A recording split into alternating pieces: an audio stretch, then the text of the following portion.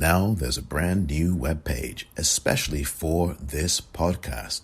The Politicrat Daily Podcast can now be found on thepoliticrat.com, a brand new page that centralizes all of the places that you can listen to this podcast, the major platforms, and many others at thepoliticrat.com. Lots of content that you can see there right now and every single day. So subscribe now to the Politicrat Daily Podcast and make sure you visit thepoliticrat.com. Thank you.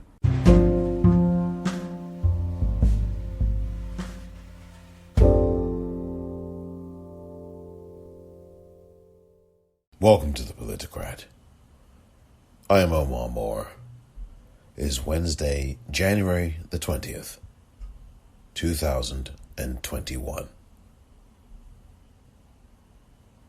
That was President Joe Biden during his inaugural speech. On this episode of the Politicrat, the sights and sounds of the inauguration, the historic inauguration, the Herstoric inauguration of Vice President Kamala Harris and President Joe Biden. All of that coming up next.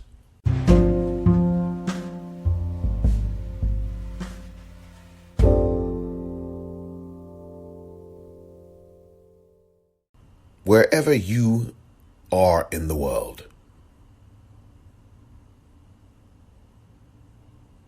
you must acknowledge the tremendous pride and overwhelming relief of most people in the world at the inauguration, the safe inauguration, the secure inauguration of Joe Biden as the 46th President of the United States, and the historic inauguration of Vice President Kamala Harris, the first female Vice President of the United States, the first black woman as Vice President of the United States, the first person of South Asian descent to be elected to the nation's second highest office. These were all firsts. And for someone like myself, this was a day of immense pride and joy. The tears flowed. The joy ensued. The relief exuded. The moment was cherished. And surely, dear listener, it was cherished by you too. My feelings about this day are abiding, completely abiding. And it is a day that will be remembered for many years to come.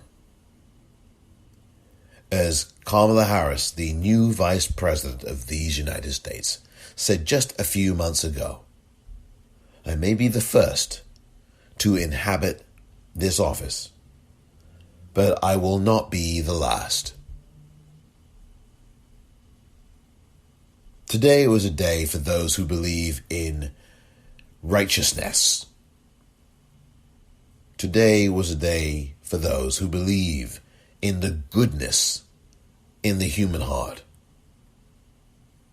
Today was a day for those who believed in the truth, who believed that we can be better. This was a day for all of you. To all of you here in the United States who voted for this moment, this day, these two individuals. For those of you around the world who hoped that we here in the United States would do the right thing. You cheered us on. You hoped. You prayed. You believed. And what's more than that, you stood with us and advocated every step of the way. And to all of you here in the United States of America who voted for them, these two individuals, making history, making her story, this is the moment for you. This is our hour, our time. We must celebrate this moment because we authored this moment. They would not be here if it was not for you. All 81,000. Make that 81 million. 200 plus thousand of you. You are the ones. This is your day. So please, take stock. Eat, drink, or not. Be merry. For this is our day to celebrate what we did and to celebrate the results of what we did.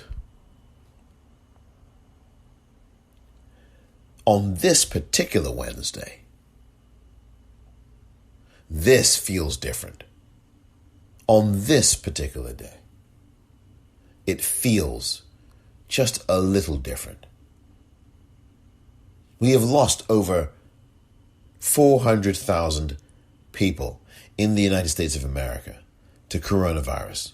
We have lost roughly 2 million people worldwide to this coronavirus pandemic. For a few minutes, for a few precious moments, we could actually celebrate something that people who actually care about humanity, no matter your differences perhaps with some of the positions they have taken, some of my differences with the positions they have taken. There is humanity in these two people that we now have as president and vice president. And I am proud to call Joe Biden my president. And prouder still to call Kamala Harris my vice president. I met Kamala Harris, and I think you know this, dear listener, if you follow me on Twitter, at the Popcorn REEL. I met then Senator Kamala Harris in September of 2019. I was fortunate enough to get a photograph with her. She couldn't have been more personable. She couldn't have been more gracious and more kind. That is a moment that I will frame. I have said this before. But it is her that I am so proud of on this day. The pride, this moment of her story that has been made and consecrated for all time. Dear Madam Vice President, Kamala D. Harris, I sincerely congratulate you and wish you Godspeed, safety, security, love, peace, and may you continue to be a part of something different and something more just. That was one of the moments that really stuck out for me and really gave me this tremendous swell of pride on this very special day in the United States of America, this very historic day, this very Herstoric day in this country. I may not be originally from here, but I can tell you that the pride is immense. The relief at this inauguration being safely administered, securely administered, and the smartest thing about this day is that both Vice President Harris and President Biden were sworn in before 12 noon Eastern Time on Wednesday, January the 20th, 2021. That is something that, in my opinion, was a masterstroke. It definitely was a smart security measure. It is usually the tradition of inaugurations to swear in the president and vice president. First, the vice president at around 12 o'clock Eastern Time in the afternoon here in the U.S., followed thereby the swearing in of the new president. Both Kamala Harris and Joseph Robinette Biden Jr. were sworn in before 12 noon Eastern Time on this day, Wednesday, January the 20th, 2021. It was a very smart thing to do.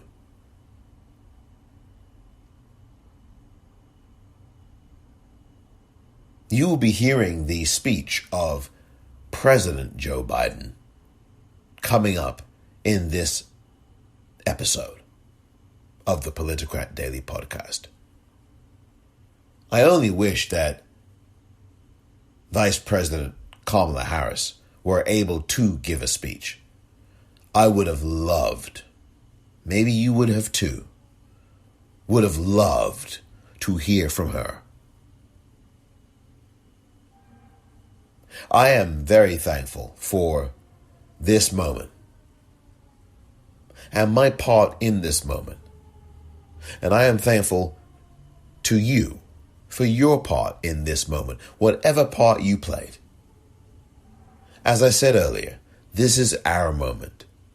This is our day. And we will not let anybody try to take a number two all over it. I do not care who you are on the political spectra. This is a day to celebrate. This day, this time, at this moment. It is a day to celebrate. I say this as somebody, as you know, dear listener, who has criticized Joe Biden and Kamala Harris at varying points, not only on this podcast, but prior to the start of this podcast. This is a moment to celebrate. This day, a new day, a new moment, a different moment, is our moment. So take your bow and take your praise.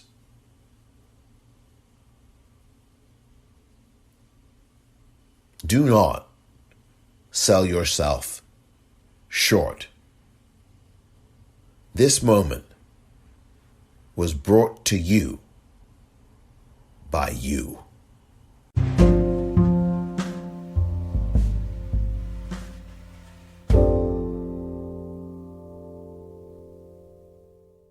What an exquisite day.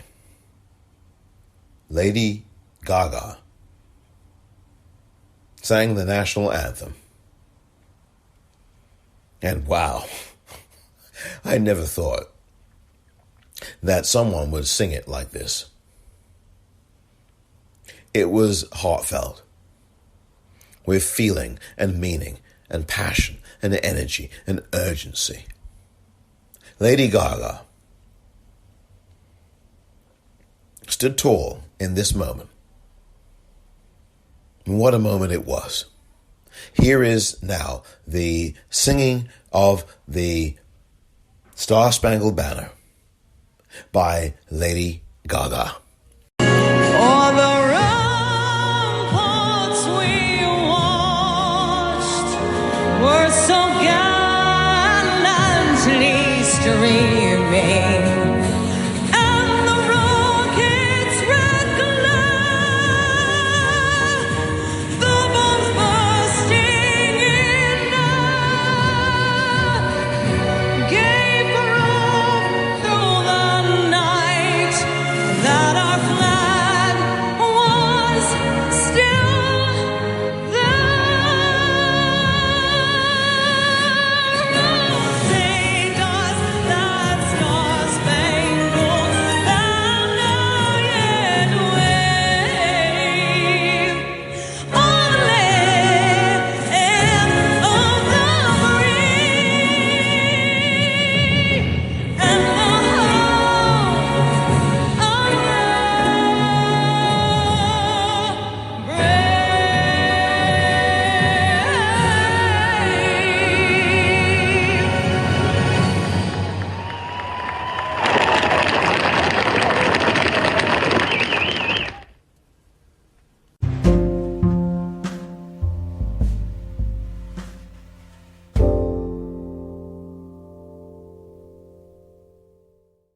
The moments that matter. First, the swearing in of Kamala Harris as the Vice President of the United States. A history-making moment. The first woman ever to become Vice President of the United States. The first black woman to become Vice President of the United States. The first South Asian to become Vice President of the United States of America. Here now is the swearing in administered by the U.S. Supreme Court Justice Sonia Sotomayor, swearing in an African American woman, a black woman, as the Vice President of the United States of America. What you are all about to be part of, America, is a historic moment of firsts.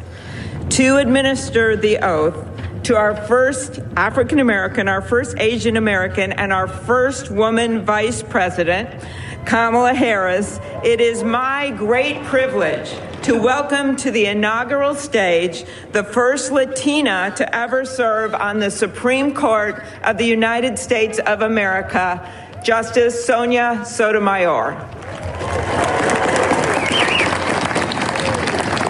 Ladies and gentlemen, please remain standing for the oath of office, followed by musical honors.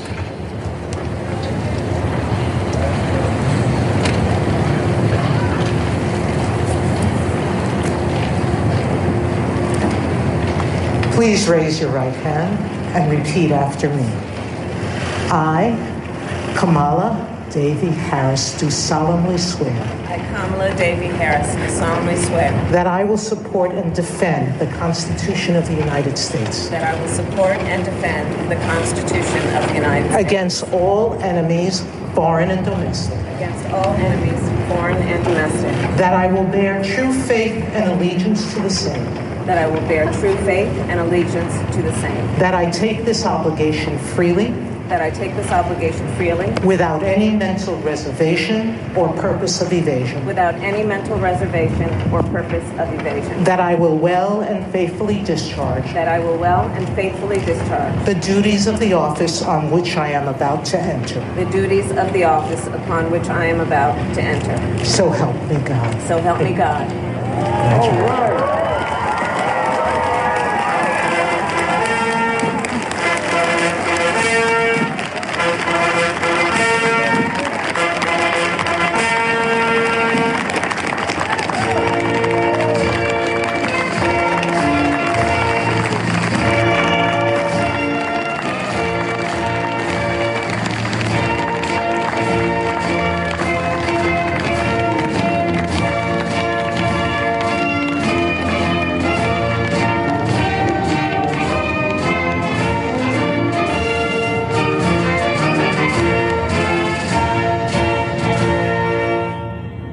And now, the swearing in of Joe Biden as the 46th President of the United States of America.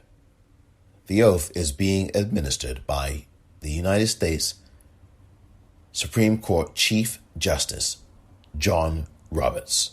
It is now my distinct honor to introduce the Chief Justice of the Supreme Court of the United States, John Roberts, to administer the presidential oath to the next President of the United States, Joseph R. Biden.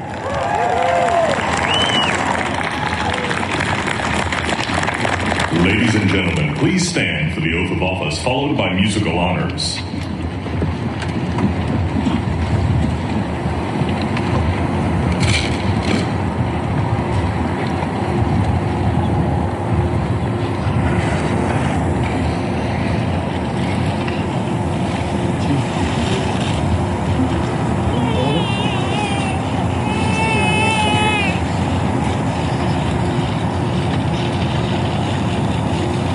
Please raise your right hand and repeat after me. I, Joseph Robinette Biden Jr., do solemnly swear I, Joseph Robinette Biden Jr., do solemnly swear that I will faithfully execute the office of President of the United States office of President of the United States, and will, to the best of my ability, preserve, protect, and defend the Constitution of the United States. Constitution of the United States. So help you God. So help me God. Congratulations, Mr. President.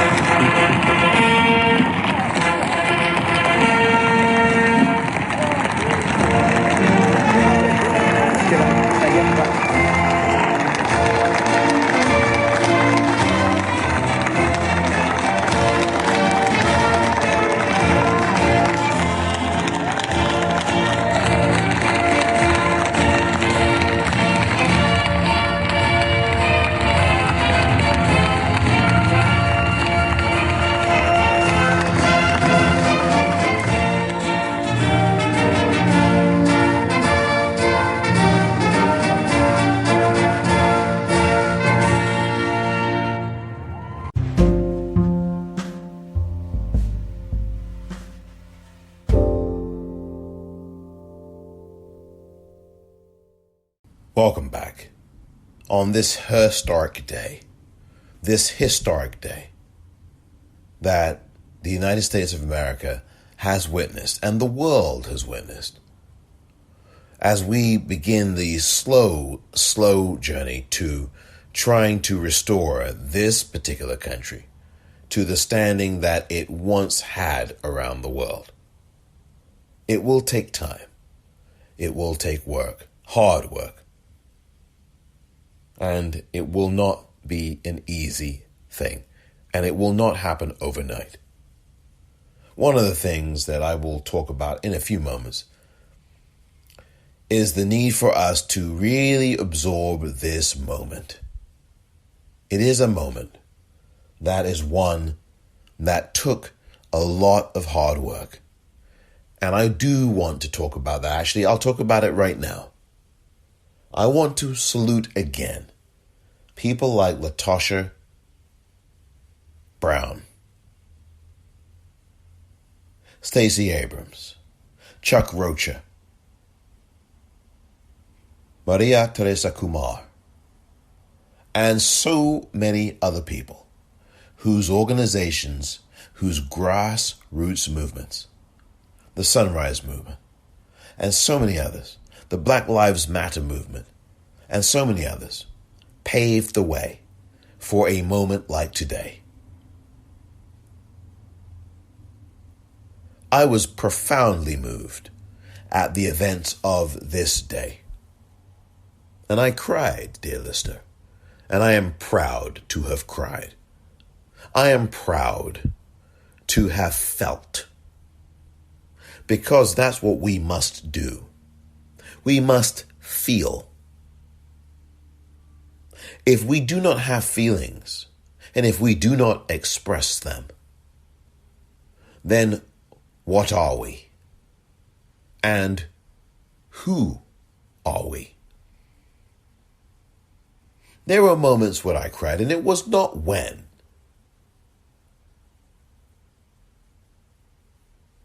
Vice President-elect Kamala Harris took the oath of office to become the first female vice president of these United States. That's not when I cried. It was not when President-elect Joe Biden became President Joe Biden. That was not when I cried. It was when the 2017 Youth Poet Laureate Amanda Gorman recited chapter and verse, a wonderful, beautiful writing that she had conjured in the spirit of the ancestors, in the tradition of Maya Angelou.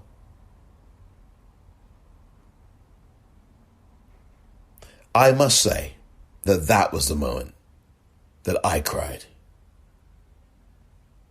Because Amanda Gorman is a leader who channeled, who spoke, who evoked the ancestors. Ashe. Inshallah. God willing. Amen. Amanda Gorman. That is the person whom I cried tears of joy for on this day. She was the highlight.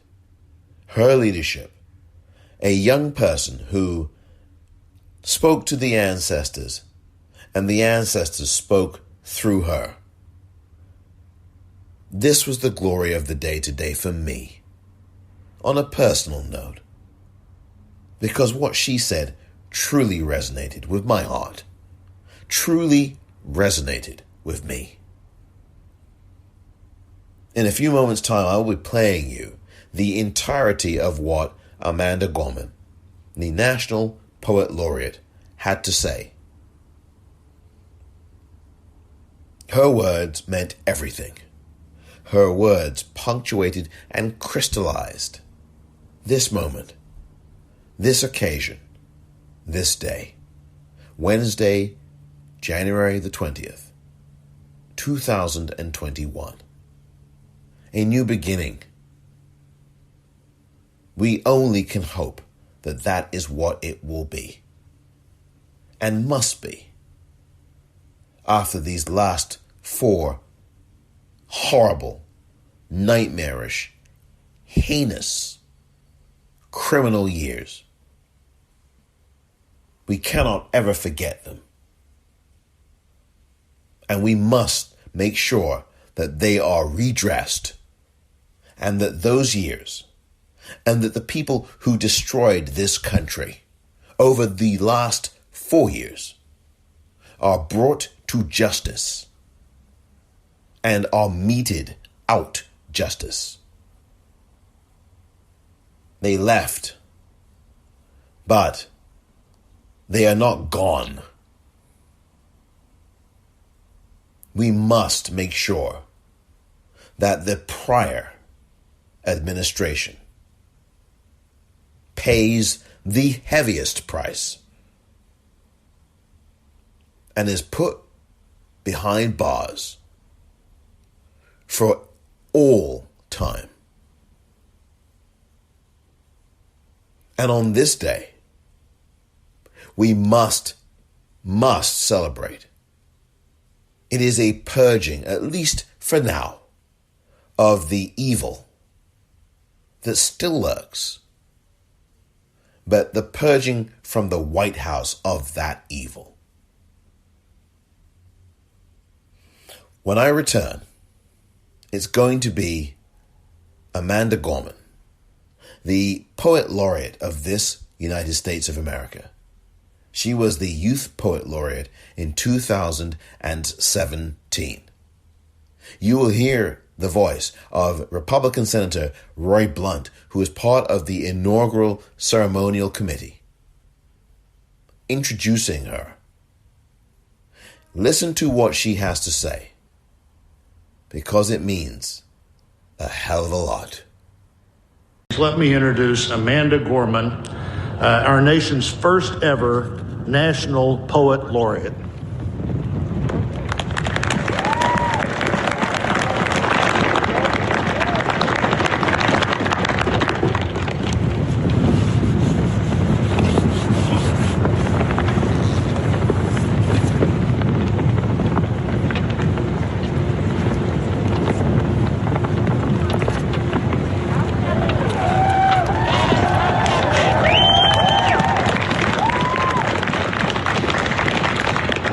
Mr. President, Dr. Biden, Madam Vice President, Mr. Emhoff, Americans, and the world.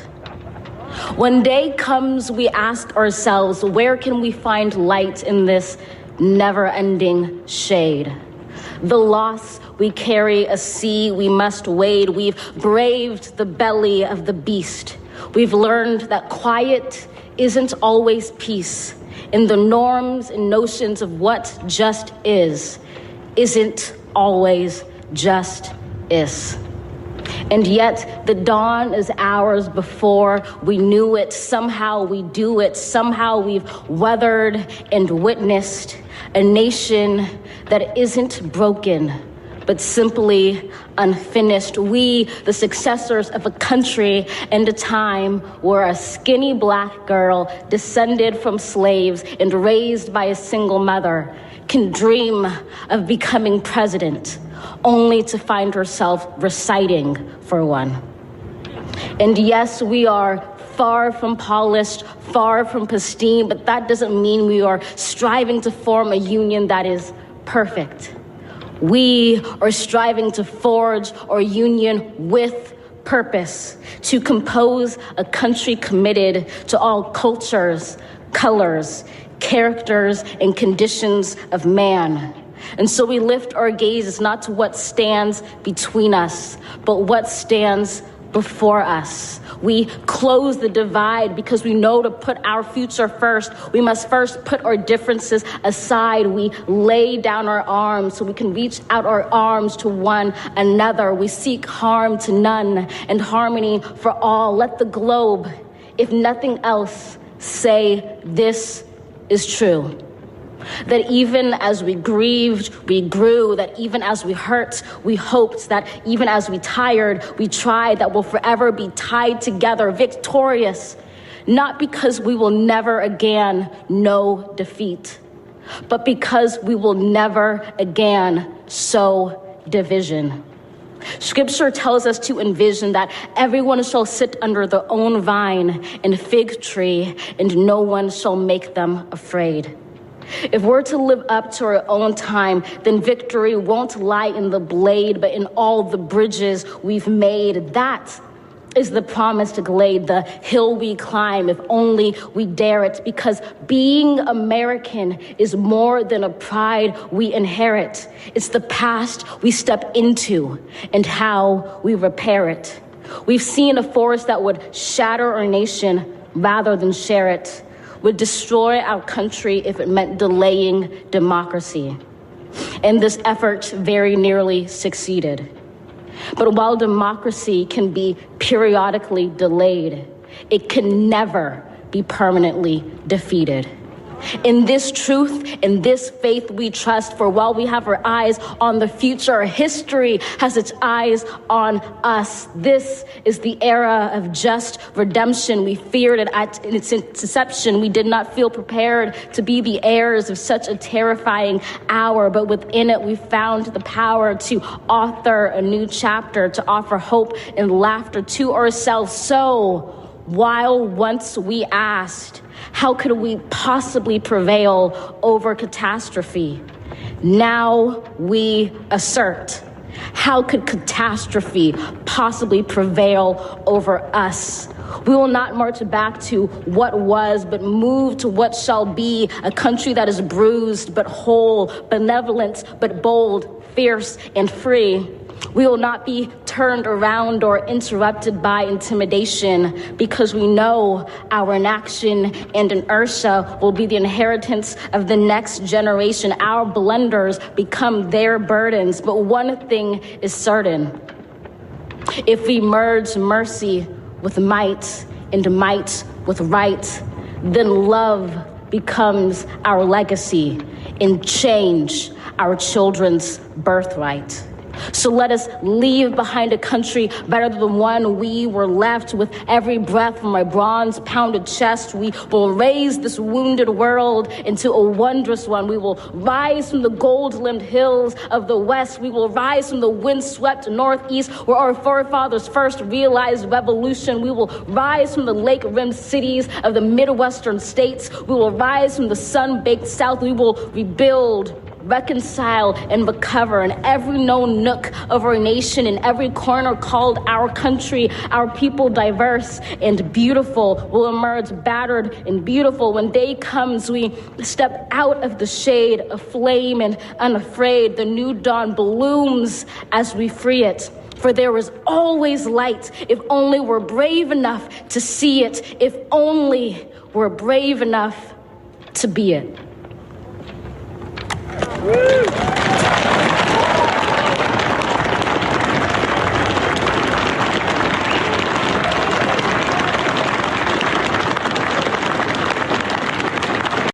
That was Amanda Gorman, the National Poet Laureate of these United States of America. In 2017, she was the Youth National Poet Laureate. She is the one that I shed tears for, tears of joy. The next generation is teaching us, is instructing us, because many of us failed in prior generations to do what was right. We did not see it through until the end. Amanda Gorman is a solidifier, a leader, a truth teller. And I, for one, am so proud of her, as I am of Madam Vice President Kamala D. Harris. Amanda Gorman actually spoke after President Joe Biden gave his inaugural speech. And what you are going to hear for these next 22 minutes or so is that inaugural speech of President Joe Biden. President Biden sounded a note of unity. That was his theme. And he did mention justice. And justice is, in my view, the most important thing. Because you cannot have unity without justice. And you cannot have unity without accountability. You will note in the speech that you are about to hear that never was the name of that orange thing ever mentioned. I do hope that they fumigated the White House The they meaning the people who are in charge of making sure that things are prepared properly, so that we do not have booby traps or scumbaggery or stained sheets in the people's house. How dare they, these last 4 years? How dare they think that they could even try this on us? Never forget the evil, and make sure that you continue to fight against it. Do not fall asleep these next 4 years. Celebrate this day. Take account of what you see. Let it wash over you. And then tomorrow, let us all get back to work. Here now is President Joseph Robinette Biden Jr., the 46th President of the United States of America. My fellow Americans, a moment we have all been waiting for. It is now my great privilege and high honor to be the first person to officially introduce the 46th President of the United States, Joseph R. Biden, Jr.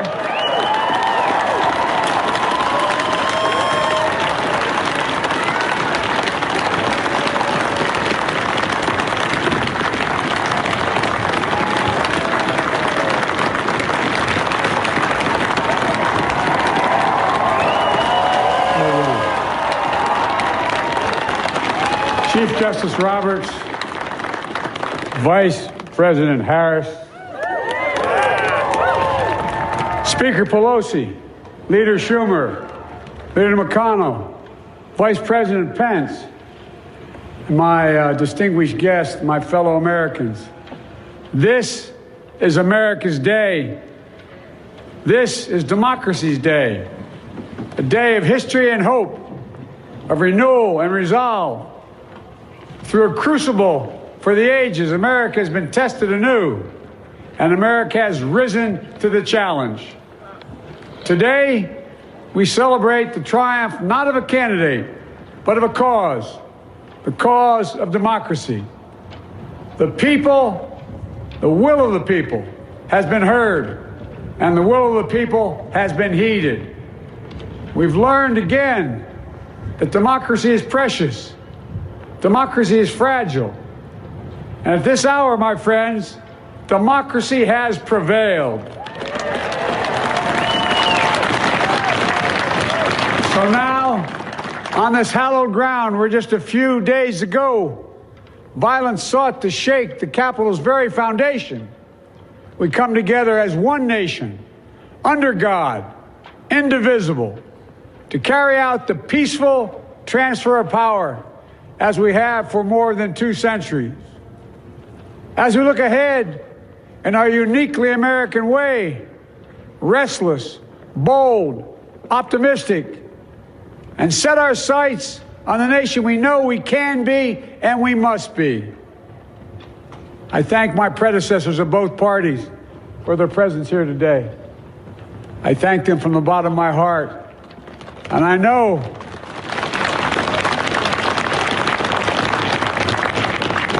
the resilience of our Constitution and the strength of our nation, as does President Carter, who I spoke with last night, who cannot be with us today, but whom we salute for his lifetime in service. I've just taken the sacred oath each of those patriots have taken, the oath first sworn by George Washington.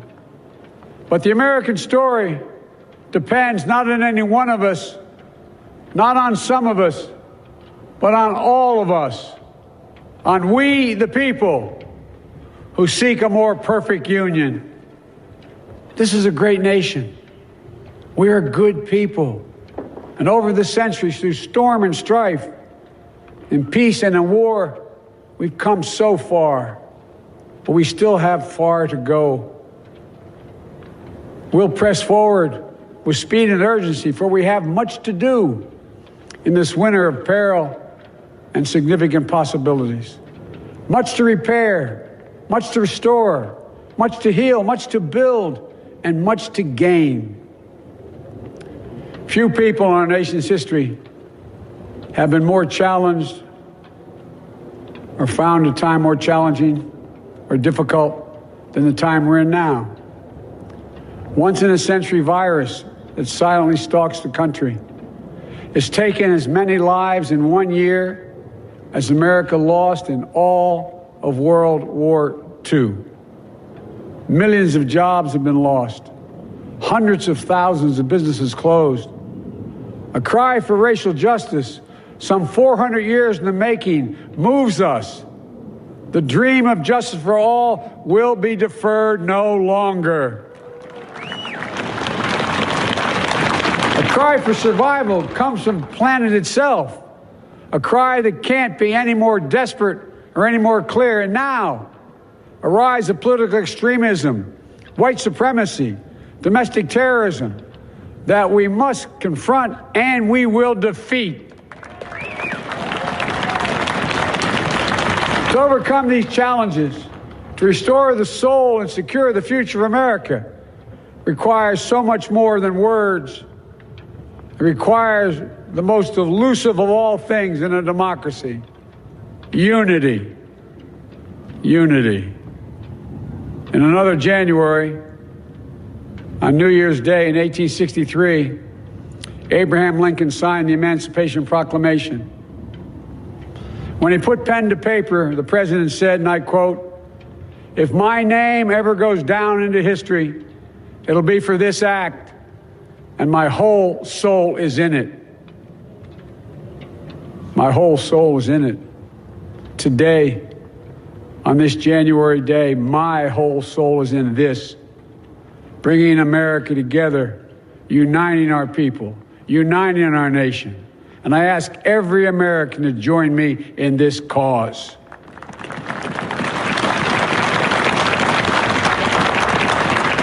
Uniting to fight the foes we face: anger, resentment and hatred, extremism, lawlessness, violence, disease, joblessness, and hopelessness. With unity, we can do great things, important things. We can right wrongs. We can put people to work in good jobs. We can teach our children in safe schools. We can overcome the deadly virus. We can reward work and rebuild the middle class and make health care secure for all. We can deliver racial justice, and we can make America once again the leading force for good in the world. I know speaking of unity can sound to some like a foolish fantasy these days. I know the forces that divide us are deep and they are real. But I also know they are not new. Our history has been a constant struggle between the American ideal that we're all created equal and the harsh, ugly reality that racism, nativism, fear, demonization have long torn us apart. The battle is perennial, and victory is never assured. Through Civil War, the Great Depression, World War, 9/11, through struggle, sacrifice, and setbacks, our better angels have always prevailed. In each of these moments, enough of us have come together to carry all of us forward. And we can do that now. History, faith, and reason show the way of unity. We can see each other not as adversaries, but as neighbors. We can treat each other with dignity and respect. We can join forces, stop the shouting, and lower the temperature. For without unity, there is no peace, only bitterness and fury. No progress, only exhausting outrage. No nation, only a state of chaos. This is our historic moment of crisis and challenge. And unity is the path forward. And we must meet this moment as the United States of America. If we do that, I guarantee you we will not fail. We have never, ever, ever, ever failed in America when we've acted together. And so today, at this time, in this place, let's start afresh, all of us. Let's begin to listen to one another again, hear one another, see one another, show respect to one another. Politics doesn't have to be a raging fire, destroying everything in its path. Every disagreement doesn't have to be a cause for total war. And we must reject the culture in which facts themselves are manipulated and even manufactured.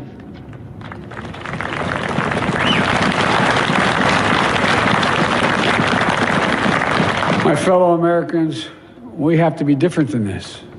America has to be better than this. And I believe America is so much better than this. Just look around.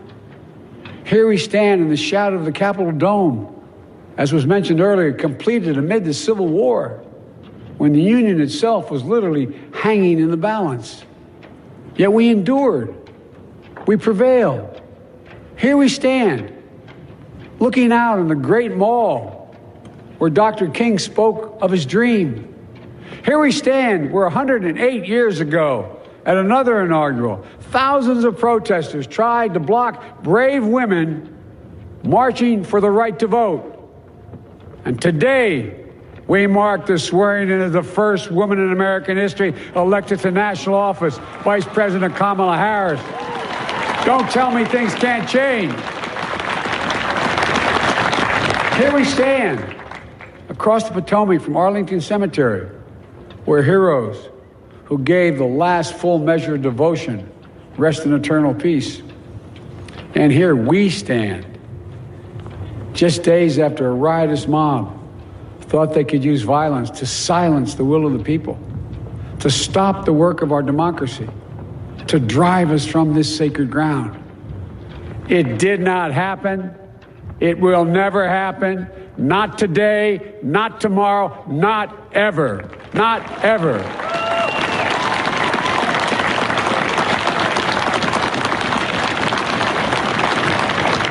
To all those who supported our campaign, I'm humbled by the faith you've placed in us.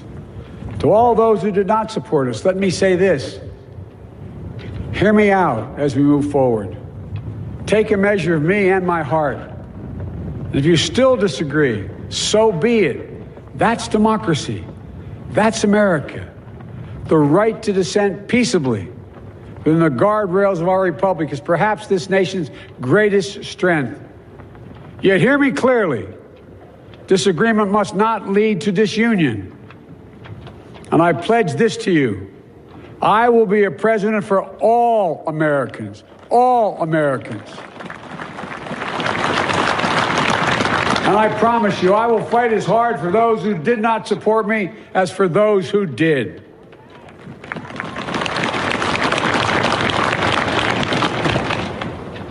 Many centuries ago, St. Augustine, a saint of my church, wrote that a people was a multitude defined by the common objects of their love.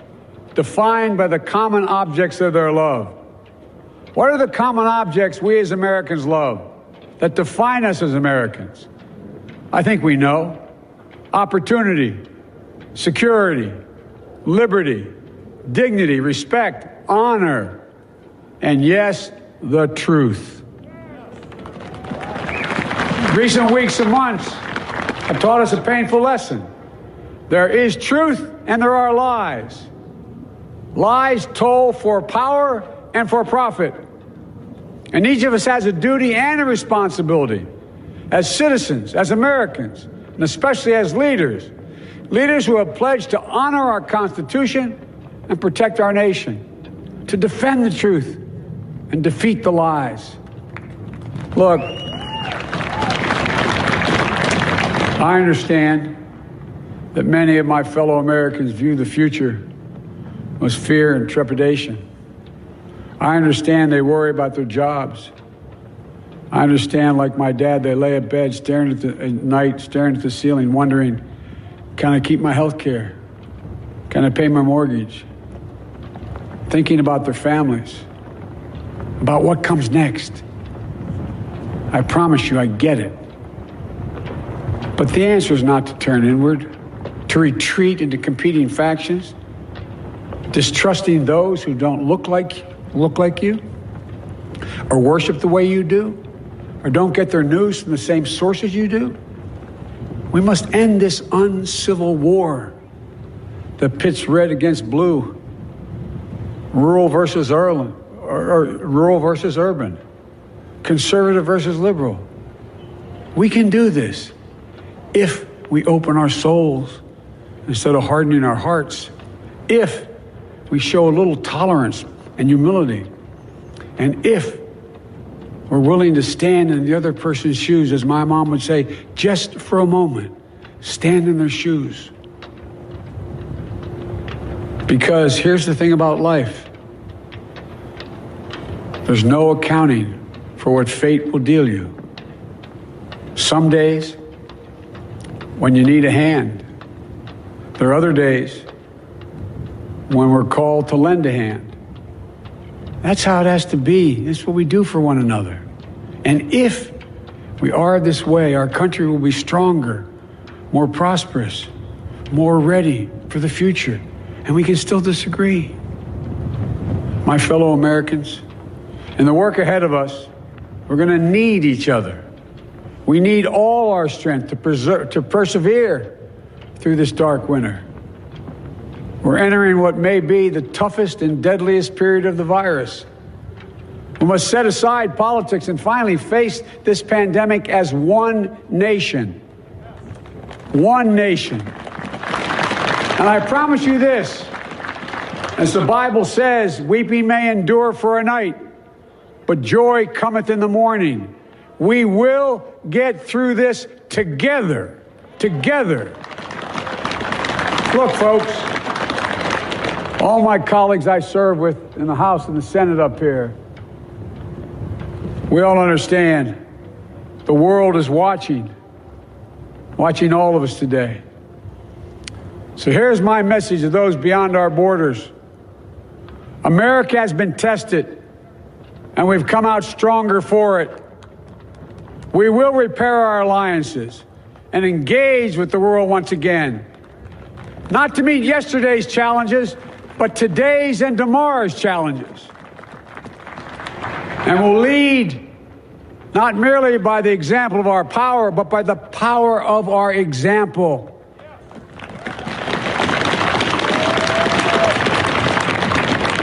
We'll be a strong and trusted partner for peace, progress, and security. Look, you all know we've been through so much in this nation. And my first act as president, I'd like to ask you to join me in a moment of silent prayer. Remember all of those who we lost in this past year to the pandemic.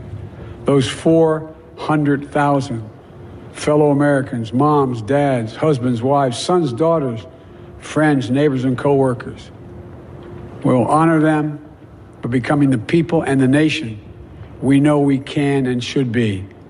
So I ask you, let's say a silent prayer for those who've lost their lives and those left behind, and for our country.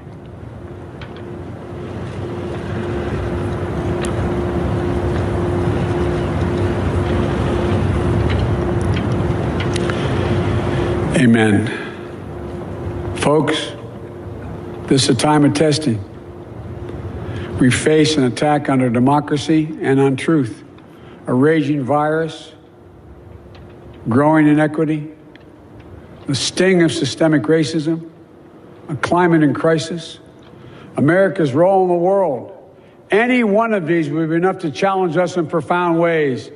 But the fact is, we face them all at once, presenting this nation with one of the gravest responsibilities we've had. Now we're going to be tested. Are we going to step up, all of us? It's time for boldness, for there is so much to do. And this is certain. I promise you, we will be judged, you and I, by how we resolve these cascading crises of our era. We will rise to the occasion is the question. Will we master this rare and difficult hour? Will we meet our obligations and pass along a new and better world to our children? I believe we must. I'm sure you do as well. I believe we will. And when we do, we'll write the next great chapter in the history of the United States of America, the American story. A story that might sound something like a song that means a lot to me. It's called American Anthem. There's one verse that stands out, at least for me, and it goes like this. The work and prayers of century have brought us to this day. What shall be our legacy? What will our children say? Let me know in my heart when my days are through. America, America, I gave my best to you. Let's us add our own work and prayers to the unfolding story of our great nation. If we do this, then when our days are through, our children and our children's children will say of us, they gave their best, they did their duty, they healed a broken land. My fellow Americans, I close the day where I began, with the sacred oath. Before God and all of you, I give you my word.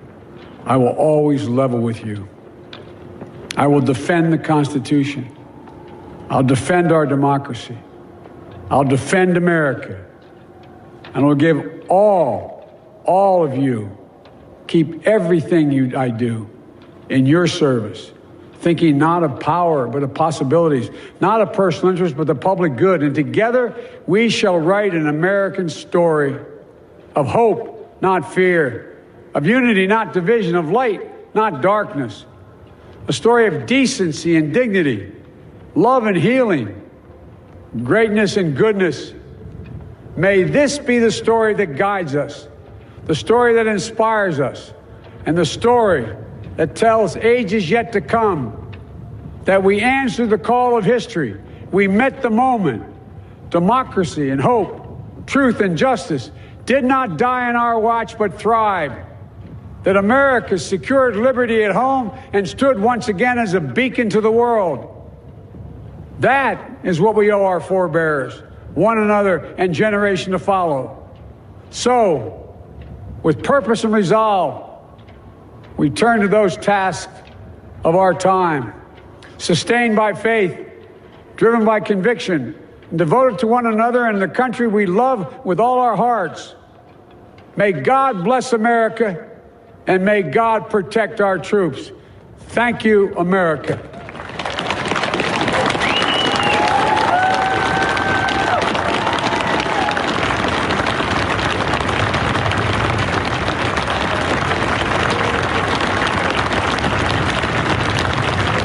For safety reasons, your ushers will release your section in an organized manner, following the playing of our national march, The Stars and Stripes Forever.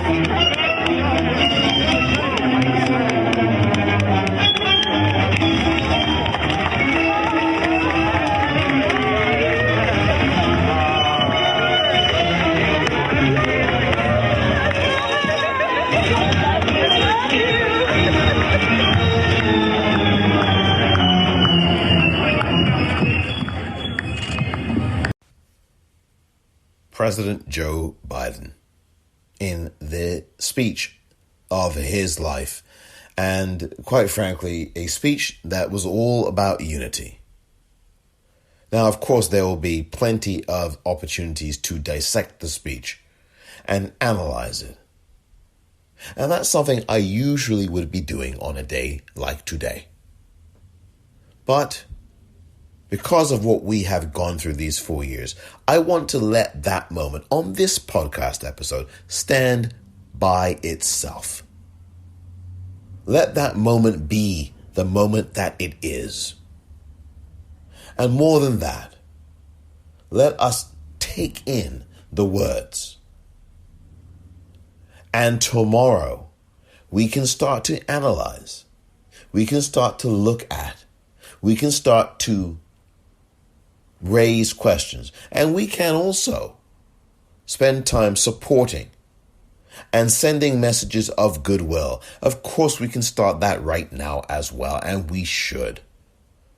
But on this particular episode of the Politicrat Daily Podcast, I do want to let this moment and the expression of this moment be as it is. With as little editorial content as possible. I will try.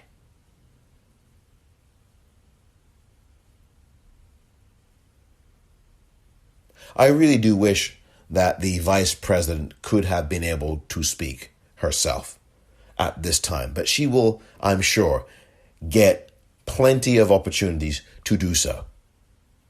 There is a press conference that will take place or has taken place.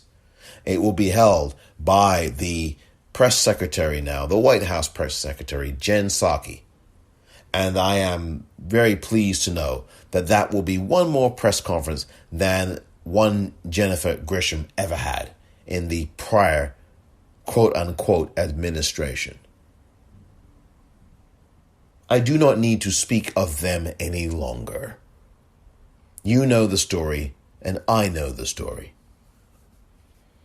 What I wish to do now is leave you in the hands of, after hearing the Stars and Stripes Forever, now I would love to have you listen to the wise words of one of the oldest friends of President Biden, one Reverend Sylvester Beeman of the Bethel AME Baptist Church, AME standing for African Methodist Episcopal. That church that Reverend Beeman comes from is in Delaware, the state of Delaware. Delaware, the home state, the longtime state of its adopted son, Joseph Robinette Biden Jr., now President Joe Biden. If only Bo could see you now, sir. If only Bo could see you now. And you know what? Somehow I think that Bo Biden does see his father. Somehow. Right now. Here is Reverend Sylvester Beeman. Geography, and personal preferences will become greater stewards of your environment, preserving the land, reaping from it a sustainable harvest, and securing its wonder and miracle-giving power for generations to come. This is our benediction, that from these hallowed grounds, where slaves labored to build this shrine and citadel to liberty and democracy, let us all acknowledge, from the indigenous Native American to those who recently received their citizenship, from the African American to those whose foreparents came from Europe and every corner of the globe, from the wealthy to those struggling to make it, from every human being regardless of their choices, that this is our country. As such, teach us, O God.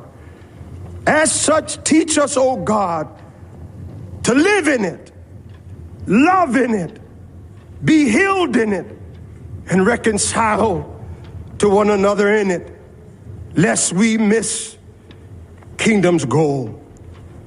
To your glory, majesty, dominion, and power forever. Hallelujah. Glory, hallelujah. In the strong name of our collective faith. Amen.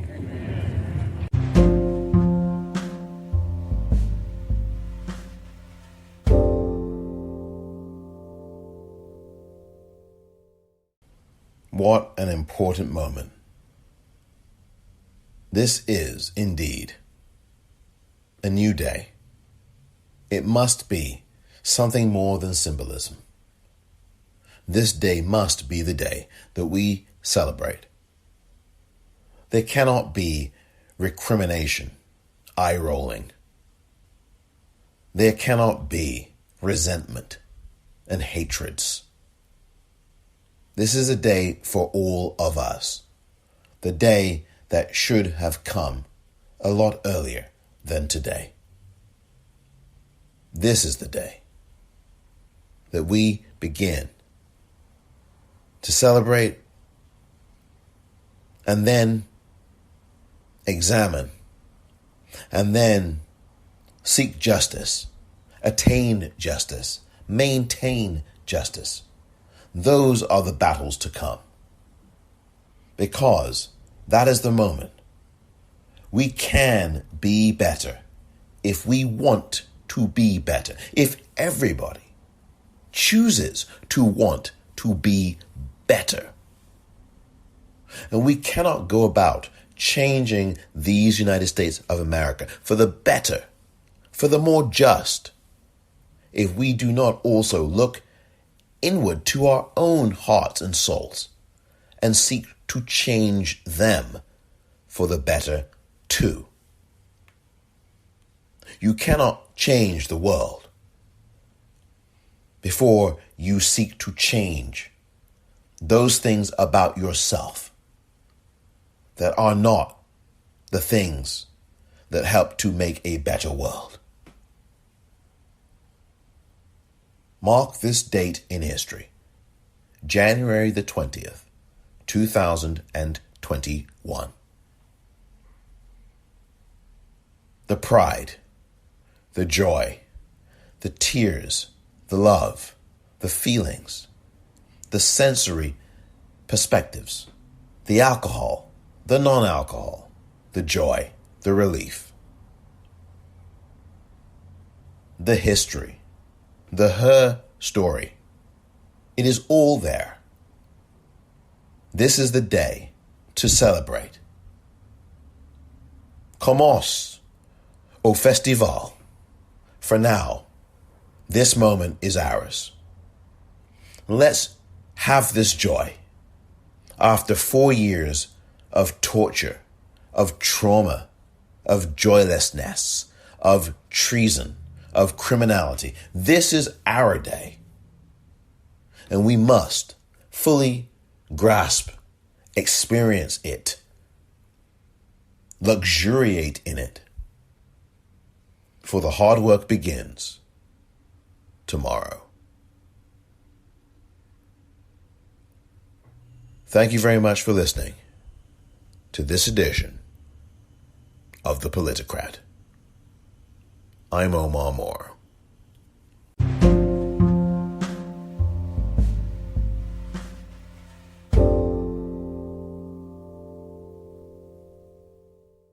It's a brand new season of the Politicrat Daily Podcast. For conversation, information, and revelation, join me, Omar Moore, every day for a brand new edition of the Politicrat Daily Podcast. Politics, news, issues you care about, guests, and commentary, all on the Politicrat Daily Podcast. So please join me for every new episode. Subscribe now. And thank you very much for your support.